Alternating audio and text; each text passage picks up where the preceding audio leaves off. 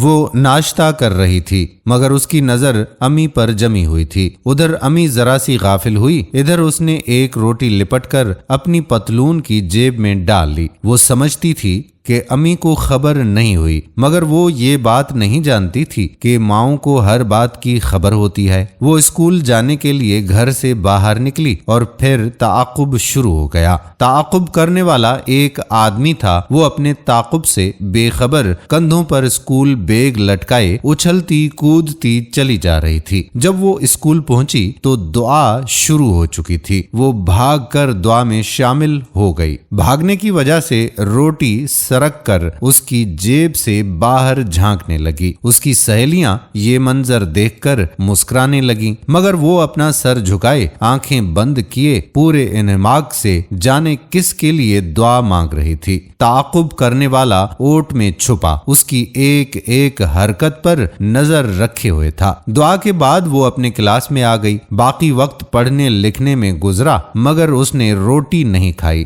گھنٹی بجنے کے ساتھ ہی اسکول سے چھٹی کا اعلان ہوا۔ تمام بچے باہر کی طرف لپکے۔ اب وہ بھی اپنے گھر کی طرف روانہ ہوئی، مگر اس بار اس نے اپنا راستہ بدل لیا تھا۔ تعاقب کرنے والا ابھی بھی تعاقب جاری رکھے ہوئے تھا۔ پھر اس نے دیکھا کہ وہ بچی ایک جھونپڑی کے سامنے رکی۔ جھونپڑی کے باہر ایک بچہ منتظر نگاہوں سے اس کی طرف دیکھ رہا تھا۔ اس بچی نے اپنی پتلون کی جیب میں سے روٹی نکال کر اس بچے کے حوالے کر دی۔ بچے کی آنکھیں جگمگانے لگیں۔ اب وہ بے صبری سے نوالے چبا رہا تھا۔ بچی آگے بڑھ گئی مگر تعاقب کرنے والے کے پاؤں پتھر ہو چکے تھے۔ وہ آوازوں کی باز گشت سن رہا تھا۔ لگتا ہے کہ اپنی منی بیمار ہے۔ کیوں؟ کیا ہوا؟ اس کے پیٹ میں کیڑے ہیں۔ ناشتہ کرنے کے باوجود ایک روٹی اپنے ساتھ اسکول لے کر جاتی ہے، وہ بھی چوری سے۔ یہ اس کی بیوی تھی۔ کیا آپ کی بیٹی گھر سے کھانا کھا کر نہیں آتی؟ کیوں؟ کیا ہوا؟ روزانہ اس کی جیب میں ایک روٹی ہوتی ہے۔ یہ کلاس ٹیچر تھی۔ وہ جب اپنے گھر میں داخل ہوا تو اس کے کندھے جھکے ہوئے تھے۔ ابو جی کہتے ہوئے منی اس کی گود میں سوار ہو گئی۔ اس کی بیوی نے پوچھا کہ کچھ پتا چلا؟